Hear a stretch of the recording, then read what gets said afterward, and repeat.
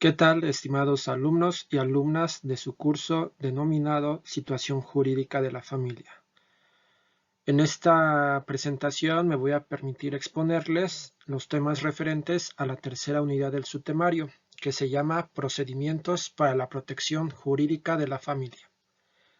Esta unidad tiene como finalidad que ustedes conozcan las instituciones jurídicas que representan a la familia y su organización.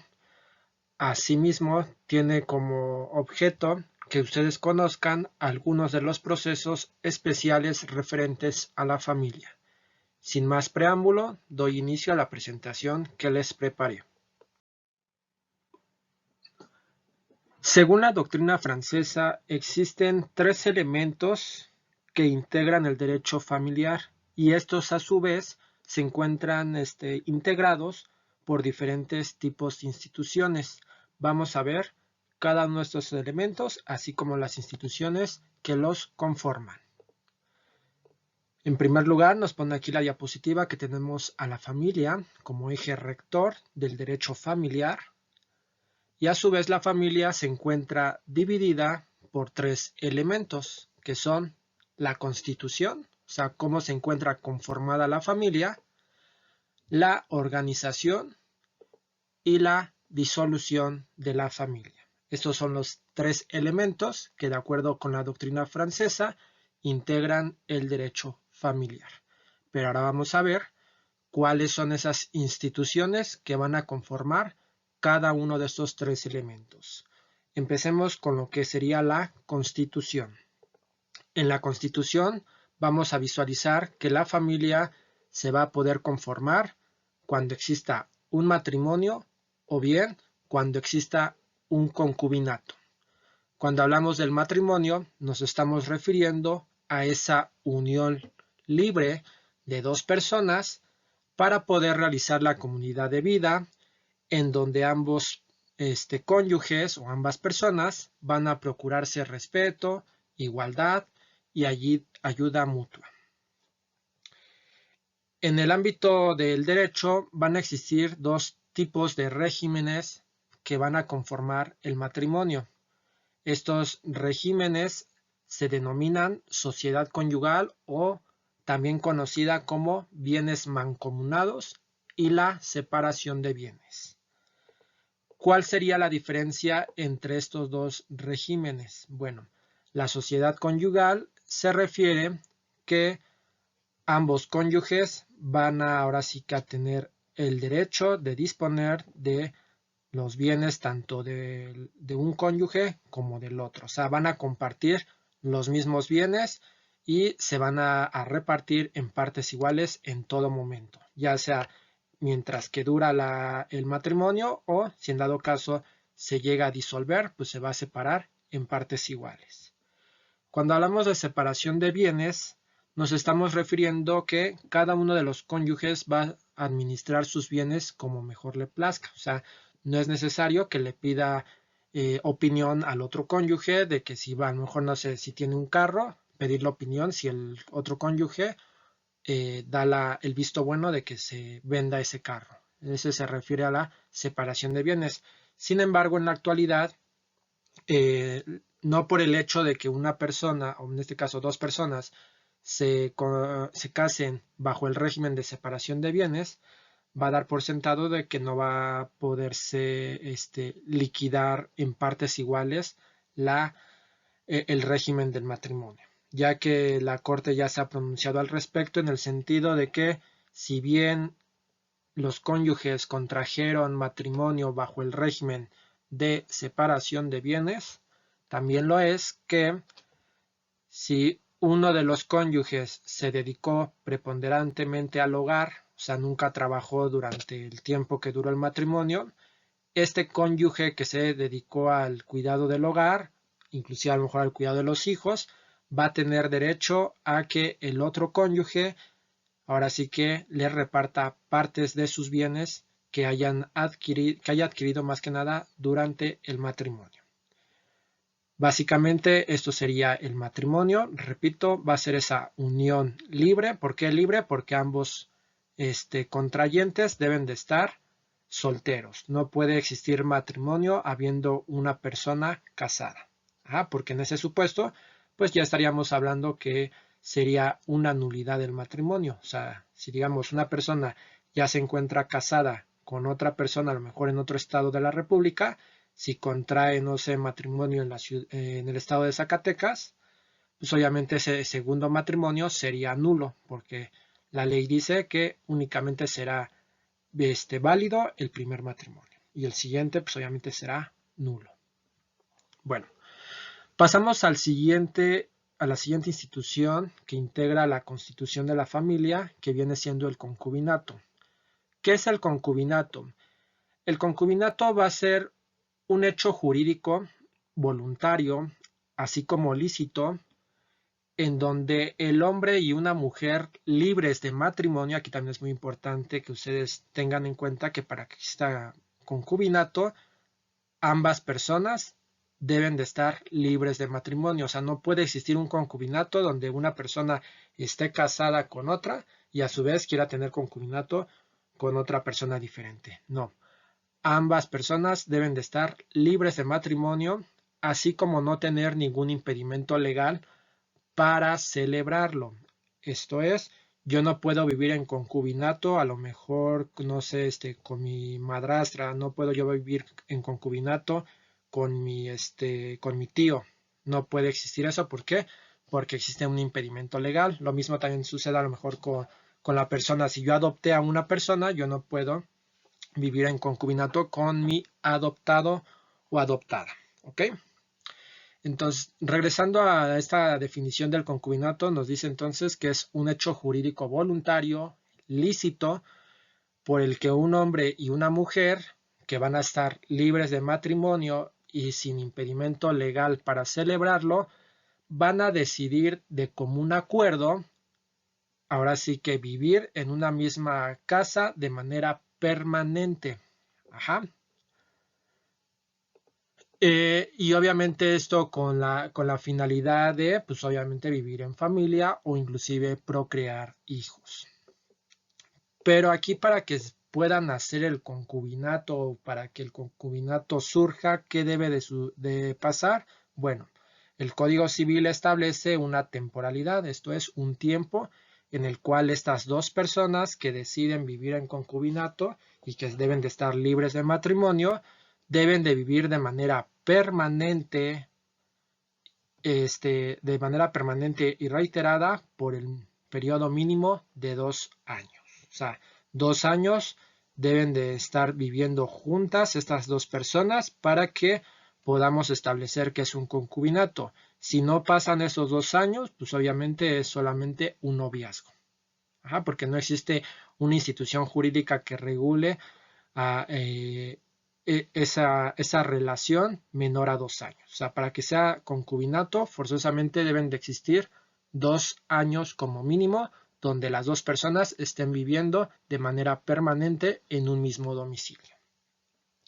Sin embargo, el Código Civil establece una excepción a esta regla. Esto es, puede llegar a ser antes de estos 2 años, sí, pero siempre y cuando exista un hijo en común. Esto es, donde ambas personas que decidieron vivir en el mismo domicilio, procrean un hijo, en este supuesto, ahí desde ese momento se da el concubinato. O sea, desde el momento en que a lo mejor la persona queda embarazada, la mujer, ahí ya estamos hablando de concubinato.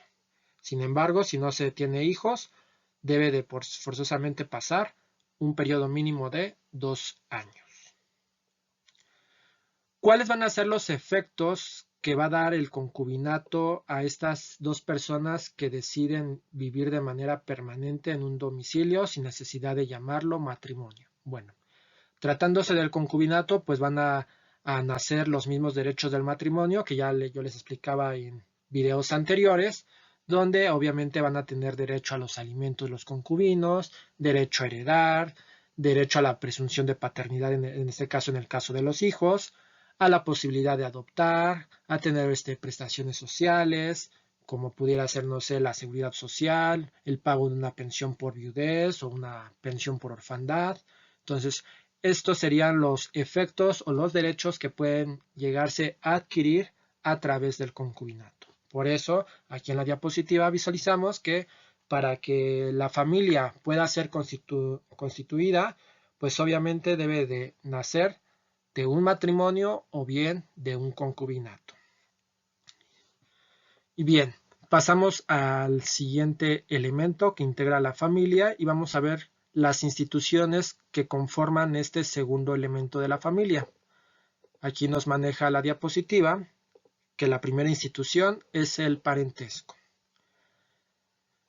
¿Qué va a ser el parentesco de acuerdo en el ámbito del derecho? En el ámbito del derecho, el parentesco va a ser esa relación jurídica general y permanente que se va a establecer entre los miembros de una familia por virtud, obviamente, del matrimonio, del concubinato, de la filiación y de la adopción.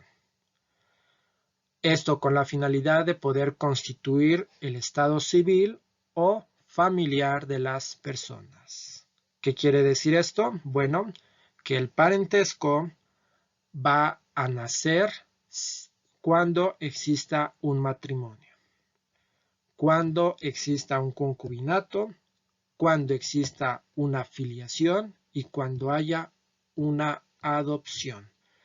Cuando se den estos cuatro elementos, vamos a hablar de parentesco. Entonces, si yo me caso con una persona, pues surge el matrimonio y por lo tanto surge el parentesco. Ya habíamos hablado que se denomina parentesco por afinidad, porque estoy contrayendo matrimonio con otra persona. Y al existir ese parentesco por afinidad con esta persona con la que yo estoy contrayendo matrimonio, a su vez surgen digamos, las subramas del parentesco por afinidad con los familiares de estas personas. Esto es, con mi yerno, mi nuera, mi nuero, etc. En el caso del concubinato, pues pasa exactamente lo mismo. Si yo decido vivir de manera permanente con una persona por un lapso de 2 años, pues obviamente surge el concubinato y por lo tanto existe ese parentesco que igualmente vendría siendo el parentesco por afinidad. Cuando hablamos de la filiación, lo vamos a ver nuevamente ahorita más adelante, pero rápidamente se los explico, es esa relación que va a existir cuando existen descendientes. Esto es, la filiación es el parentesco que va a existir entre los padres con los hijos. En la adopción, pues obviamente decíamos, también hablábamos que existe un parentesco que se llama parentesco civil, que es el que única y exclusivamente se da cuando se dan los casos de adopción. ¿Cuáles van a ser los efectos que van a surgir con el parentesco? Bueno, básicamente podríamos mencionar 3, que sería el deber de socorro y asistencia entre las personas que existe el parentesco, que esto se resumiría a lo que son los alimentos. Otro de los efectos que puede surgir con el parentesco es el impedimento para contraer matrimonio. Ya les decía yo hace rato, yo no puedo contraer a lo mejor matrimonio con mi abuela. ¿Por qué? Porque existe ese impedimento legal. Otro de los efectos, ahorita se me viene a la mente, es el derecho a una sucesión, a la tutela legítima. Ahorita vamos a ver estos dos temas, no se preocupen, si no saben en qué consiste la sucesión y tutela legítima. Ahorita lo voy a retomar más adelante. Entonces, básicamente, estos serían los efectos que van a darse en el parentesco. ¿Ok? Entonces, en este parentesco, pues ya creo que sería ocioso volver a redundar, que existen, nada más recuerden que son 3 clases de parentesco. Tenemos el parentesco consanguíneo, el parentesco por afinidad y el parentesco civil, que eso ya los expliqué en el video anterior. Pasamos a la siguiente institución referente al elemento de la organización, que en este caso es la filiación. ¿Qué es la filiación? Bueno, la filiación va a ser el vínculo que crea el parentesco consanguíneo. Esto es, va a ser esa relación jurídica que existe entre padres e hijos, abuelos con nietos o bisabuelos con bisnietos. La prueba en la cual nosotros podemos corroborar esa filiación, pues obviamente va a ser en el acta de nacimiento. En el acta de nacimiento de cada uno de nosotros podemos ver reflejada esta figura jurídica o esta institución jurídica relacionada a la filiación, donde se va a establecer quiénes son nuestros padres, quiénes son nuestros abuelos. Ajá. Entonces ahí es el claro ejemplo donde ustedes pueden visualizar esta institución jurídica que es la filiación. Aquí quisiera mencionarles que pues obviamente los padres están obligados a obviamente reconocer a sus hijos. O sea, es una obligación jurídica que le impone el Estado a los padres de reconocer a sus hijos. ¿Cómo reconocen los padres a sus hijos? Pues obviamente acudiendo ante un juez del registro civil a reconocer como suyo el hijo que le están presentando a este juez. ¿Ok? Obviamente existen casos en los cuales los padres no quieren reconocer a sus hijos, pues en ese supuesto, pues ¿qué debe de pasar? Pues obviamente acudir ante un órgano jurisdiccional que se llama juez de lo familiar para que a través de se ordene la anotación correspondiente en el acta de nacimiento del menor o de la persona con la finalidad de que se reconozca esa filiación que existe entre el padre que no quiso reconocer al hijo y obviamente con el hijo. ¿Okay? Ahí estaríamos hablando de donde este juez de lo familiar va a obligar a que se reconozca esa paternidad o maternidad, porque luego también puede llegar a pasar que a lo mejor es la mamá la que no quiere reconocer al hijo, ¿no? Entonces, que ahí son los pocos casos, en la mayoría de los casos son los papás, pero entonces ahí acudimos ante el juez de lo familiar para el reconocimiento de la paternidad del menor, ya que al final del día es un derecho humano que tiene toda persona de ser reconocido por sus dos progenitores. ¿Okay? Pasamos a la siguiente institución que integra la organización de la familia, que es la adopción. La adopción va a ser ese acto jurídico mediante el cual una persona mayor de 25 años y mediante la aprobación judicial va a crear un vínculo de filiación con un menor de edad o incapacitado. Ya veíamos hace rato que con la adopción pues obviamente se genera el parentesco civil, pero aquí es muy importante que ustedes conozcan o sepan que no por el hecho de que al momento que una persona adopte a otra, va a destruir esos lazos de parentesco consanguíneo que tiene el adoptado. Esto es, la ley o en este caso el Código Civil señala que los lazos de parentesco consanguíneo que tiene el adoptado, esto es con sus progenitores, ahora sí, que, que lo vieron nacer o que lo procrearon, obviamente va a existir siempre ese parentesco consanguíneo. ¿Y por qué la ley establece eso de que no destruye los parentescos consanguíneos del adoptado? Pues obviamente porque éste a su vez va a tener el derecho de poder conservar los alimentos, o sea que a lo mejor su abuela, sus abuelos de sus progenitores, pues le estén obligados a darles alimentos o inclusive derecho a heredar. Entonces, por eso es muy importante que ustedes conozcan que en el caso de la adopción, si bien es cierto, nace con el parentesco civil entre el adoptante y el adoptado no va a perder esos derechos o esos lazos de parentesco consanguíneo. ¿Ok? Otro de los elementos, de las instituciones que integran el elemento de la organización son los alimentos. ¿Y qué son los alimentos? Bueno, los alimentos pues, van a ser esas asistencias en las cuales por determinación de la ley o bien por resolución judicial, una persona va a tener derecho a exigir de otra persona para su sustento y sobrevivencia. Recuerden que los alimentos van a comprender la comida, el vestido, la habitación, la atención médica, la hospitalaria y demás gastos médicos como pudiera ser el embarazo y el parto.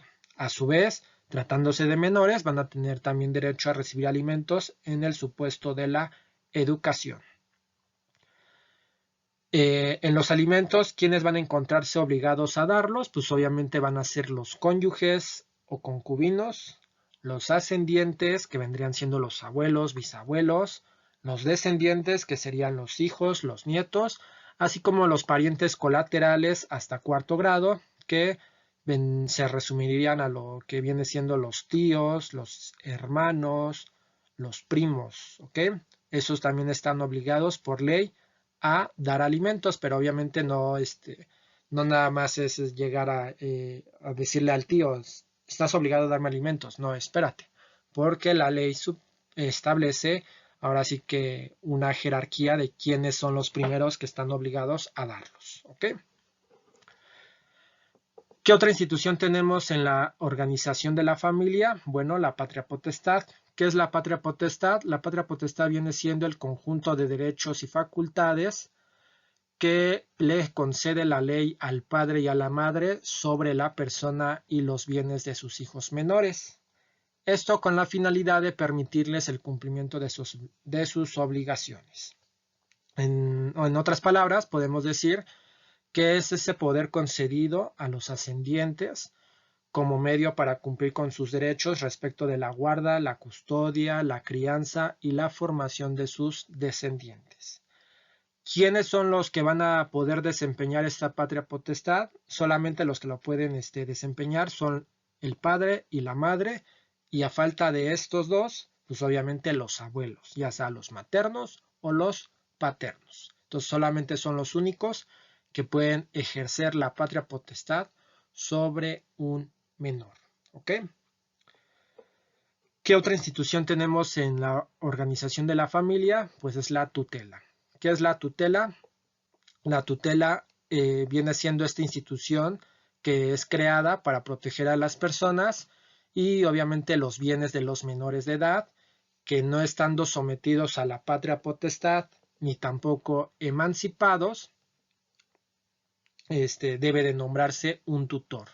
Así también la tutela puede nacer cuando se trate de un mayor de edad y obviamente que estos mayores de edades sean incapacitados para gobernarse por sí mismos, lo que se conoce jurídicamente como interdictos, pues ahí también va a surgir la tutela.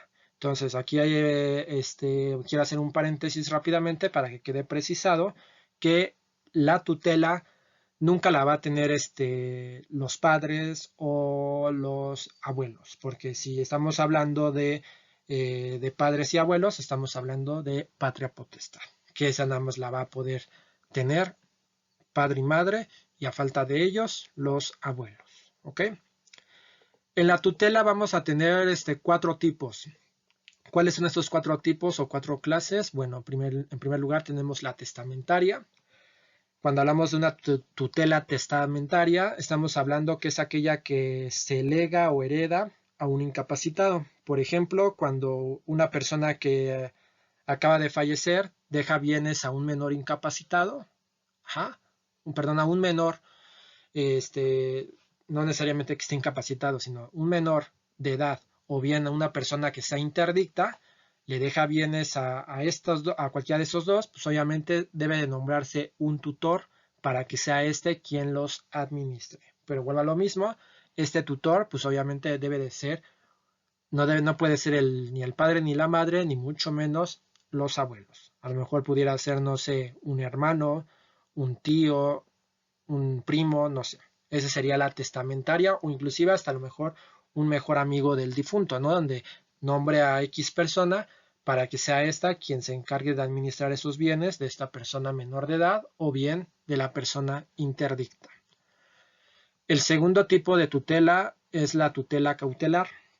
La tutela cautelar son aquellas personas que son designadas por el propio interesado, esto es por el menor de edad, pero obviamente siempre y cuando tenga ya cumplido los 16 años, o bien que sea una persona mayor de edad, pero que anticipadamente acude ante un notario para nombrar a su tutor o tutores que se van a encargar de él.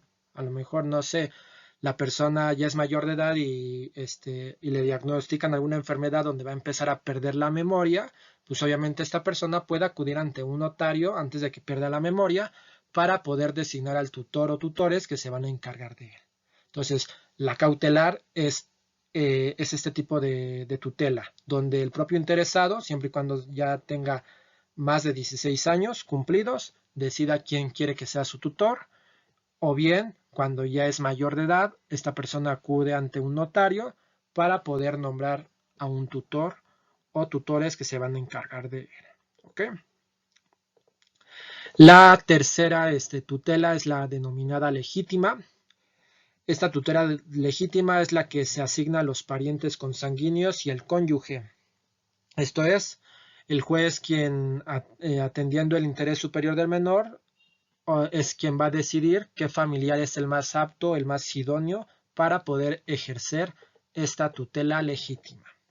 Y finalmente tenemos la tutela dativa, que es la que establece el juez cuando no existe una tutela cautelar, no existe una tutela testamentaria, no existe una tutela legítima, y obviamente a través de lo que viene siendo una lista que elabora el Consejo Local de Tutelas, es el juez quien lo designa de esa lista a esta persona para que obviamente pueda ejercer la tutela sobre la persona. Y entonces en este caso estamos hablando de la tutela dativa, que es la que se señala a un tutor de la lista de personas que tiene el Consejo Local de Tutelas. ¿Ok? Y finalmente en lo que es el elemento de organización tenemos otra institución que viene siendo la curatela. ¿Qué es la curatela? Esta ya la habíamos visto anteriormente. Pues recuerden que la curatela es donde un curador va a vigilar que el tutor realice correctamente la función que le fue encomendada por el juez de lo familiar. Ajá. Aquí se me pasó comentarles, la tutela va a terminar cuando pues, obviamente muera el incapacitado o bien cuando el incapacitado recupere su capacidad de ejercicio o bien que el menor de edad cumpla su mayoría. También puede llegar a terminar la tutela cuando el menor sea adoptado por otra persona o bien cuando sea reconocido por sus padres. Ajá, en esos supuestos es cuando llega a terminar la tutela.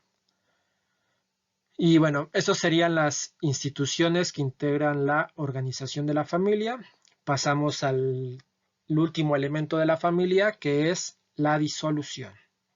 En la disolución vamos a tener que la familia se va a disolver por medio de lo que es el divorcio. ¿Qué es el divorcio? El divorcio, pues ustedes sabrán que es esa disolución del vínculo matrimonial, donde una vez que se disuelve este vínculo matrimonial, le va a permitir a estas personas que contrajeron en su momento matrimonio volver a contraer uno nuevo. El divorcio hoy en día puede realizarse en 3 vías, que se le conoce el divorcio por mutuo consentimiento, que es donde los dos cónyuges deciden de común acuerdo divorciarse. Esto es, ya no te aguanto, ya no quiero vivir contigo, entonces acudimos ante las instancias legales para disolver el matrimonio. Tenemos el divorcio unilateral, que es ese divorcio en el cual uno de los cónyuges es el quien lo promueve, esto es, quien acude ante el juez de lo familiar a decirle, ¿sabes qué? Ya no es mi deseo seguir unido en matrimonio con esta persona, entonces quiero que me divorcies. O sea, donde una sola persona solicita el divorcio, o bien tenemos el divorcio administrativo. El divorcio administrativo, pues es obviamente donde se acude ante el juez del registro civil a solicitar esa disolución de ese vínculo matrimonial. Aquí hay que mencionar que tratándose del divorcio de mutuo consentimiento y del divorcio unilateral, se debe de realizar ante el juez de lo familiar. Y tratándose del divorcio administrativo es ante el juez del registro civil, pero siempre y cuando no se tengan hijos o bien si ya los hubo, que estos sean mayores de edad y que obviamente no requieran alimentos. Otro de los requisitos que pide el juez del registro civil para llevar a cabo el divorcio administrativo es que la mujer no se encuentre embarazada, que los cónyuges se hayan casado por separación de bienes o bien que ya hayan liquidado esa sociedad conyugal. Asimismo, para que proceda el divorcio administrativo, deben de estar los cónyuges casados o estar unidos en matrimonio en un mínimo de 1 año. y que obviamente ninguno de los cónyuges requiera alimentos del otro. ¿Ok? Entonces, fuera de esos casos, o más bien si se cumplen esas hipótesis que les acabo de mencionar, se puede llevar a cabo el divorcio administrativo. Pero si supongamos que hay menores de edad o a lo mejor la persona se encuentra en estado de gravidez, forzosamente se tiene que acudir ante la instancia jurisdiccional, que viene siendo el juez de lo familiar, para llevar a cabo la disolución del vínculo matrimonial. Y entonces estos son los elementos y las instituciones que van a integrar el derecho de familia o bien como tal, la familia. Dentro de la familia encontramos otro tema de vital importancia que va a tener relación con el patrimonio de uno de los integrantes de la familia cuando éste fallece. Y a lo que me estoy refiriendo se le va a denominar la sucesión. ¿Pero qué va a ser la sucesión en el ámbito del derecho familiar? La sucesión viene siendo esa transmisión donde todos los bienes y derechos de una persona difunta, así como sus obligaciones, van a ser transferidas o transmitidas a otra persona. Aquí en la diapositiva yo les pongo una definición de un jurista denominado Planiol, que nos define la sucesión como la transmisión del patrimonio entero de un difunto a una o varias personas vivas. O sea, esto es, todos los bienes, derechos que haya adquirido una persona en vida, pues obviamente pueden ser pasados a otra persona u otras personas para que ellos obviamente los disfruten. Aquí es muy importante que ustedes sepan que la persona que recibe una herencia no nada más recibe los derechos, esto es los bienes, ¿no? O sea, lo apreciable en dinero. Aquí, si una persona recibe una herencia es porque también va a recibir las obligaciones que a lo mejor tenía el difunto. ¿Ok? En el ámbito de las sucesiones vamos a encontrar dos tipos de sucesiones hereditarias, que como aquí se los coloco en la diapositiva, son a título universal y a título particular. A título universal nos estamos refiriendo que es cuando el difunto transmite todos sus bienes y derechos, así como sus obligaciones, a una persona que en este caso el derecho lo denomina heredero. Por ejemplo, donde el testador establece ahí en el testamento, ¿sabes qué? Yo dejo todos mis bienes, casa, vehículos, las acciones de mi empresa a mi hijo fulano de tal. A esto se va a referir a título universal. Pero por su lado, cuando hablamos a título particular, nos estamos refiriendo que se da cuando el testador o el finado transmite bienes determinados a una persona. En este caso, vamos a hablar de lo que es el legatario. El legatario vendría siendo cuando el difunto señala en el testamento: dejo mi vehículo a mi sobrino Daniel. Dejo, no sé, mi casa de Miami a mi nieta fulana de tal. Entonces, en este supuesto estamos hablando a título particular cuando se establece en el testamento qué bienes determinados van a pasar a determinada persona. En el tema de sucesiones vamos a visualizar que van a existir dos tipos de clases de sucesión. Como bien aquí se indica en la diapositiva, vamos a tener la sucesión testamentaria y la sucesión intestamentaria.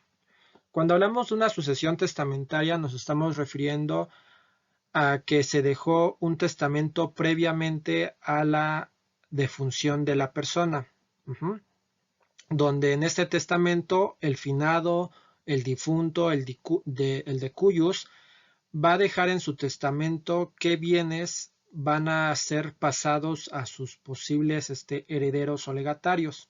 Por eso estamos hablando, o aquí en la diapositiva yo les pongo, que la sucesión testamentaria se dan herederos y legatarios. Ya lo veíamos en la diapositiva anterior, que herederos cuando los bienes pasan a título universal o legatarios cuando pasan a título particular. En la sucesión intestamentaria vamos a referirnos que es cuando no existe un testamento y es a través de un procedimiento que establece la ley cómo es que se van a repartir los bienes de la persona finada. Y en ese supuesto vamos a hablar exclusivamente de la figura de herederos. Esto es, no va a haber legatarios. Cuando no hay este testamento, únicamente van a haber herederos. Pero si hay un testamento, pueden llegar a existir la figura de los legatarios. ¿Quiénes van a intervenir en las sucesiones? Bueno, aquí en la diapositiva nos pone que en primer lugar va a intervenir el autor de la herencia. El autor de la herencia va a ser esta persona que va a estampar su voluntad en algún documento, que en este caso se le denomina testamento, en el cual va a disponer sus bienes a determinadas personas. El autor de la herencia, obviamente, si no deja un testamento, pues tendría que llevarse a cabo el procedimiento intestamentario, pero al final del día sigue siendo el autor de la herencia, porque es quien ahora sí que procreó o adquirió ese patrimonio que va a pasar a otras personas. El segundo sujeto que va a integrar la sucesión, pues son los herederos. Estos herederos pues son todas aquellas personas que, ya sea respetando la voluntad del autor de la herencia o bien por disposición de la ley, tienen el derecho de heredar los bienes de una persona difunta. El tercer sujeto pues son los legatarios, que ya veíamos hace rato, que son aquellos que adquieren bienes de una persona difunta a título particular. Otro de los sujetos que integra lo que es la sucesión es la albacea, que es esa persona que va a representar los intereses de la herencia, la que va a estar administrando esos bienes, hasta en tanto sean repartidos por todos los herederos o bien legatarios de la sucesión. Otro de los sujetos que podemos mencionar en el ámbito de las sucesiones son los interventores, que básicamente su función se ciñe a vigilar que el actuar de las albaceas sean acorde a derecho, y si no lo están llevando a cabo de ese modo, pues darle vista al juez de lo familiar. Tenemos aquí en la diapositiva otros sujetos que vienen siendo los acreedores de la herencia, los deudores de la herencia, que básicamente los acreedores, pues como bien nos indica aquí en la diapositiva, pues son aquellos sujetos activos que tienen por objeto garantizar el pago de las deudas hereditarias de la persona difunta, y los deudores de la herencia, pues obviamente son esos pasivos que pueden disminuir el patrimonio de la herencia. Por eso ya les comentaba hace rato que cuando una persona hereda, obviamente tiene la obligación de heredar tanto los derechos como las obligaciones, no por el hecho de que tú quieras nada más tener la casa de la persona difunta, va a significar que puedes repudiar, o sea, decir yo no quiero contraer esa deuda o esa obligación. No, en el derecho es quien hereda tiene la obligación de adquirir tanto los derechos como las obligaciones de la persona finada. Para finalizar esta tercera unidad de su temario, vamos a ver rápidamente algunos procedimientos especiales referentes a la familia. En primer lugar, vamos a tocar el tema de los testamentos. Como ya lo vimos en diapositivas anteriores, el testamento pues obviamente es ese documento donde una persona finada determina cómo va a ser repartido su patrimonio que hizo en vida. Pero para dar cumplimiento a esta voluntad estampada en ese testamento, necesariamente debe llevarse a cabo un procedimiento para ahora sí que formalizar el testamento. Este procedimiento puede realizarse de manera judicial o extrajudicial. Cuando hablamos de manera judicial nos estamos refiriendo que acudimos ante un juez en materia familiar a que resuelva o determine cómo van a ser repartidos o cómo se va a dar cumplimiento a esa voluntad del finado. Y cuando nos hablamos de manera extrajudicial, nos estamos refiriendo a que el procedimiento lo vamos a llevar a cabo ante un notario público. Sin embargo, este procedimiento que se realiza ya sea de manera judicial o extrajudicial, necesariamente debe de constar de las 4 secciones que establece la ley. La primera sección se llama de sucesión, que es donde se manda a llamar a los herederos que se mencionan en el testamento, así como a los posibles personas que consideran que deben de ser herederos y que no fueron considerados de ese modo en el testamento. Tenemos la segunda sección, que es de inventarios, donde se va a establecer qué bienes dejó el de cuyos, qué bienes son de él. Todo eso se establece en la etapa de inventarios. En la tercera sección es de administración, quién es la que se va a encargar de la administración de esos bienes, en lo que se resuelve este procedimiento, que básicamente viene siendo la albacea.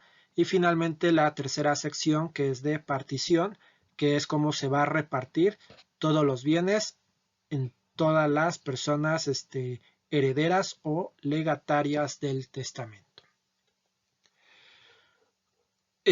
Cuando una persona realiza la sucesión ante un notario, pues obviamente debe de, en primer lugar, no existir oposición de la voluntad de los herederos. Esto es, que todos los herederos estén conformes de que el procedimiento se lleve ante un notario y que todos estos herederos sean mayores de edad.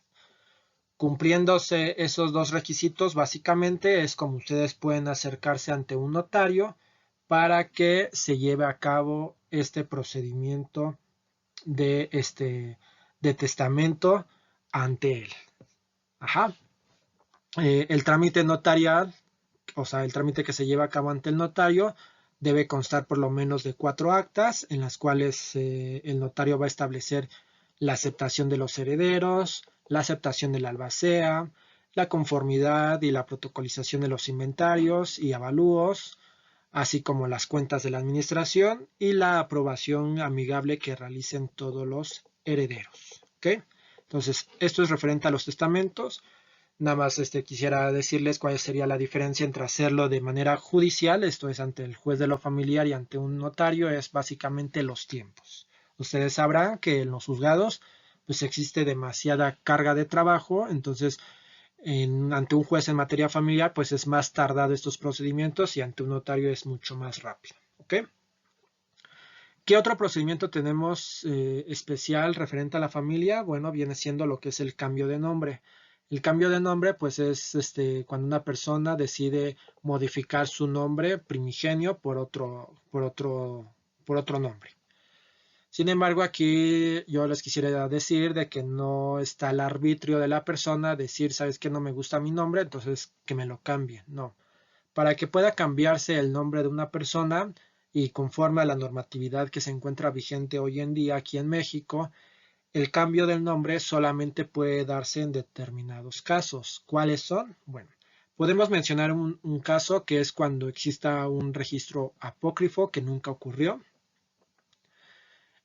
Otro supuesto en el cual se puede cambiar el nombre es cuando se cambia de estado civil, cuando cambia la afiliación de la persona, su nacionalidad o su sexo. En ese supuesto se puede cambiar el nombre. De igual modo, puede cambiarse el nombre de la persona cuando el personal del registro civil haya escrito mal el nombre de esa persona, o bien cuando el nombre sea peyorativo o ridículo, donde ocasione a lo mejor burla en la persona. En ese supuesto puede llevarse a cabo este cambio del nombre. Este procedimiento especial se realiza ante el juez del registro civil de cada entidad federativa, donde básicamente en un escrito se expone las causas o los motivos por los cuales se solicita este cambio del nombre, y ya si el juez del registro civil considera que sí es procedente, pues obviamente procede a realizar el cambio del nombre de la persona. Si considera que no, pues debe de fundar y motivar por qué no procede el cambio del nombre. Aquí también es muy importante que ustedes sepan que una vez que a lo mejor fue aceptado el cambio del nombre, pues deben llevarse a cabo todos los trámites respectivos ante las instancias gubernamentales para que se hagan las correcciones pertinentes en los documentos oficiales que ya fueron emitidos con anterioridad. Entonces sí es como que algo complejo cambiarse el nombre de la noche a la mañana. Otro de los temas o procedimientos que podemos encontrar referentes a la familia son los obligados solidarios alimentistas, que son esas personas que por disposición de ley están obligados a dar alimentos. Aquí yo ya les había comentado en presentación anterior, donde les decía que de acuerdo con el Código Civil, la obligación de dar alimentos va a ser recíproca. ¿Qué quiere decir esto? Que la persona que da alimentos a otra persona a su vez tiene derecho a pedirlos a esta persona. Igualmente, tratándose de los cónyuges, pues obviamente estos cónyuges van a estar obligados a proporcionarse alimentos mutuamente. Los padres están obligados, obviamente, a dar alimentos a sus hijos y cuando estos no estén, se encuentren ausentes o ya a lo mejor hayan fallecido o estén imposibilitados de dar alimentos a sus hijos, esta obligación va a recaer en los abuelos. De igual modo, los hijos están obligados a dar alimentos a los padres por el principio que les mencioné al inicio de que el que da los alimentos, a su vez, al que los recibió, tiene derecho a darlos al que se los dio en su momento. Aquí también podríamos mencionar que cuando los hijos no puedan dar alimentos a sus padres, esa obligación va a pasar a sus nietos, o sea, a los hijos de sus hijos. ¿Okay? Cuando exista imposibilidad tratándose de ascendientes o descendientes, la obligación de dar alimentos va a recaer en los hermanos y a su vez tanto los hermanos y parientes colaterales van a tener obligación de proporcionar alimentos a los menores o discapacitados. De igual modo, el adoptado y el adoptante tienen obligación de darse alimentos. Por eso es que hablamos de estos obligados solidarios alimentistas, que en específico cuando una persona requiere alimentos y a lo mejor se los pide de buena gana a quien está obligado a darlos, a no ser a lo mejor el nieto se los está pidiendo a la abuela porque ya sus padres fallecieron y la abuela no quiere dárselos, no obstante de que sí tiene la capacidad económica para dar alimentos. Bueno, en este supuesto se tiene que acudir ante el juez de lo familiar para que a través de este órgano jurisdiccional obligue en este caso a la abuela, a dar alimentos a su nieto. ¿Okay?